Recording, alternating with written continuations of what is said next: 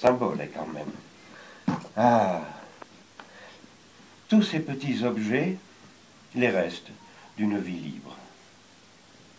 Avec Hipparchia, quel que soit notre attachement à Diogène, nous étions éblouis par Platon, le grand Platon. Alors, nous le dirons toujours autant, hein, c'est un géant.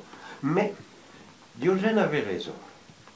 S'il faut toute une vie de philosophie pour savoir ce qu'est une vie juste et sage, alors quand on le sait enfin, il n'est plus temps de vivre. À quoi sert Platon? Provoquait Diogène. Et il ajoutait, la philosophie, ce n'est pas de la pensée, c'est d'abord de la vie. Un sage, cela doit se reconnaître tout de suite dans ses actes. La sagesse, cela doit se décider comme ça, sans attendre une éternité, dans chaque situation, dans chaque action. Enfin, trop de gens font semblant de faire de la philosophie. Ils vous récitent des livres entiers. Ils en écrivent même. Et vivent comme des coquins. Il y a à Athènes certains philosophes qui font des fortunes avec des postures théâtrales sans avenir. Ils vous dessinent un monde le matin, vous démolissent un grand homme à midi, vous justifient une guerre au 4 et dînent avec des hommes de pouvoir le soir. Enfin, Diogène disait, mais quand on est philosophe, cela doit se voir dans la vie. À quoi sert-il d'avoir une belle chemise avec un col tout blanc si on a l'âme toute sale?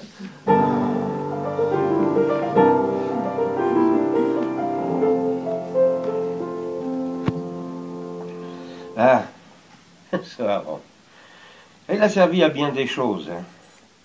Les gens superficiels font mine de faire leur plein de sagesse en allant s'abreuver aux sources de ces bellâtres de la pensée. On en avait nous aussi. Hein. Un jour que le riche et célèbre Anaximène prononçait une conférence devant un public bien sage, bien soumis. Vous savez, tous ceux qui voulaient dire « Oh, j'y étais, j'y étais ».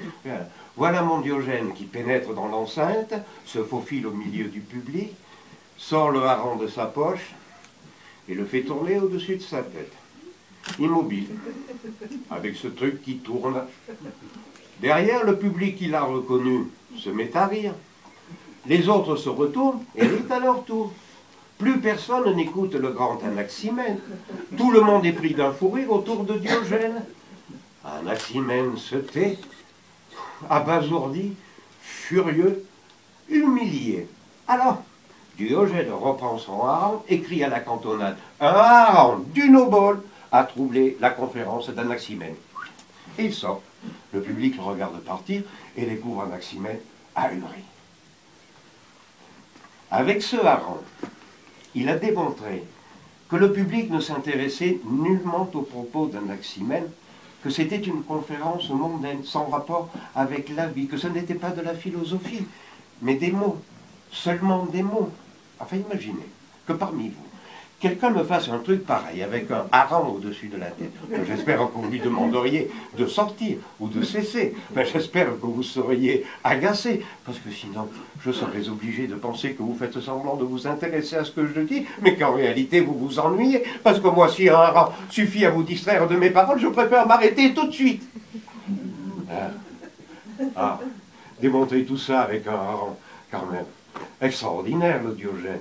Extraordinaire.